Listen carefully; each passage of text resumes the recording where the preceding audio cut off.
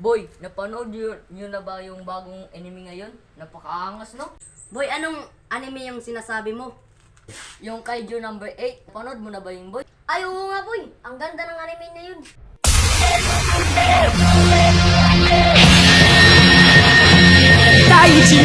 Nasaan na lang kasi Zoro? Hindi pang nawawala yun. Boy, pupunta pa lang din ako. Uy, yung mga tao. Nakikipag-usap na muna ako. Ay, boy, pupunta pa lang din ako ngayon. Mga kuya, nakita niyo ba si Zoro?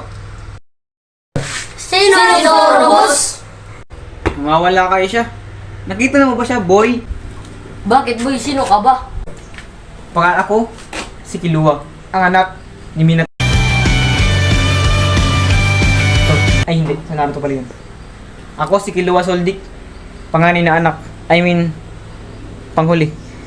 Pinanganak ako noong 1995, World War II, ng Cavite, Dismaranas, doon sa Dark Continent. Yun lang po. Boss, bakit boss hindi pantay yung sapatos mo? Pantay yan, boss. So sobrang pagmamadali ko, ay nakalimutan ko nang ayusin ang aking paa.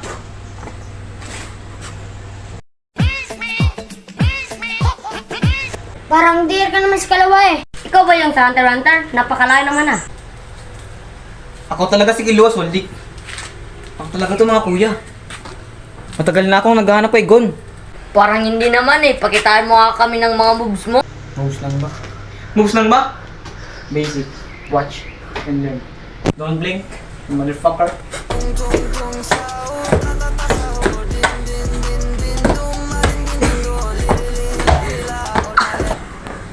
Spak.